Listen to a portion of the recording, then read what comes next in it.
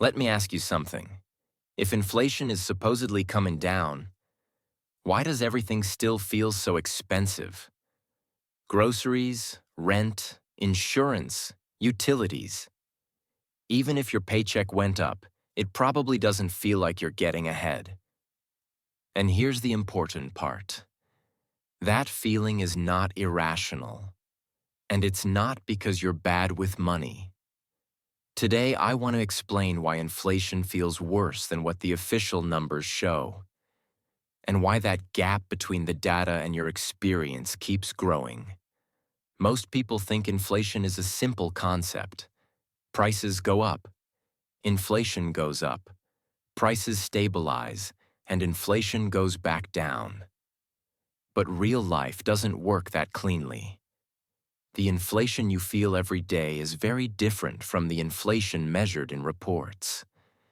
And once you understand how inflation is calculated and what it leaves out, the disconnect starts to make a lot more sense. When you hear inflation reported in the news, they're usually talking about the Consumer Price Index, the CPI. In simple terms, it tracks the average price changes of a basket of goods and services. Things like food, housing, transportation, healthcare, energy. But here's the first issue. The CPI measures averages. It does not measure your personal cost of living. If the price of something you rarely buy goes down, but the price of something you need every week goes up, the average may still look fine, even though your budget is under more pressure. Inflation data is mathematically correct, but it's not emotionally accurate. One major reason inflation feels worse is because essential expenses rise faster than optional ones. You can delay buying a new TV, you can skip vacations, you can postpone upgrades, but you cannot skip rent, food, insurance, electricity, gas to get to work. These categories make up a larger share of most household budgets, especially for middle and lower income earners.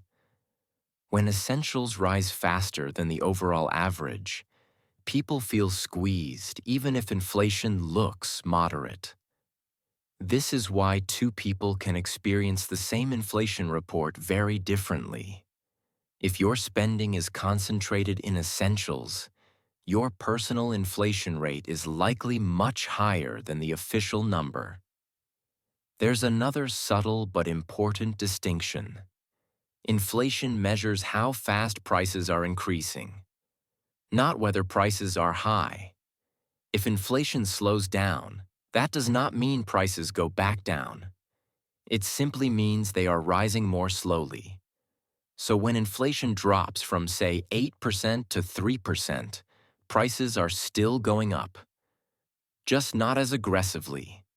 This creates frustration, because people hear inflation is cooling, but their grocery bill is still far higher than it was a few years ago. The price level reset already happened, and wages did not reset with it. That gap doesn't disappear just because inflation stabilizes. Wages are slow to adjust. Employers do not reprice labor the way stores reprice goods. Raises are infrequent. Promotions take time. Job switching carries risk. So, when inflation spikes quickly, households absorb the shock immediately. But wage growth arrives gradually, if at all. And for many workers, wage increases are not tied to inflation directly. They are tied to budgets, hiring cycles, and negotiation leverage. This creates a long adjustment period where people are technically earning more, but functionally falling behind. Even small inflation gaps compound over time. A few percentage points each year, combined with delayed wage growth, can quietly erode purchasing power. Another technical detail most people never hear about is substitution.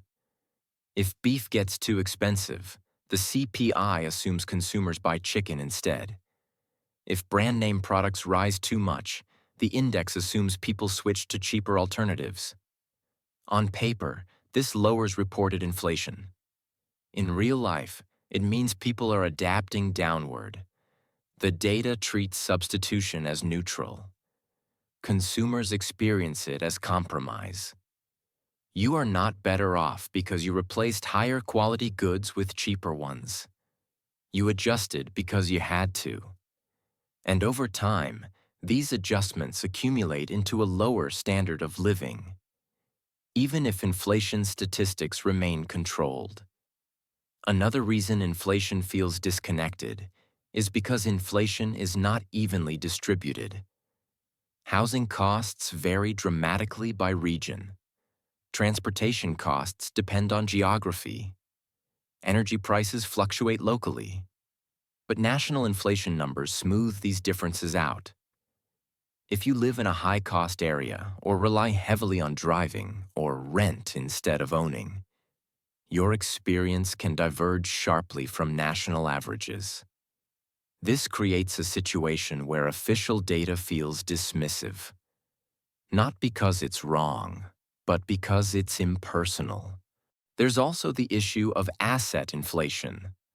Things like housing, education, healthcare, financial assets. These prices often rise faster than consumer inflation. But they are underweighted, lagged, or treated differently in official measures. For people trying to build long-term stability, these costs matter far more than short-term price changes. When assets inflate faster than wages, people don't just feel squeezed. They feel locked out of progress. So if inflation feels worse than reported, it's not because you're mismanaging money. It's because averages hide individual reality. Essentials rise faster than optional spending. High prices don't reset wages, adjust slowly, and trade-offs are treated as neutral in data. Understanding this doesn't solve inflation, but it does remove unnecessary self-blame. And it creates clarity, which is the first step toward making better decisions in a system that often obscures what's really happening.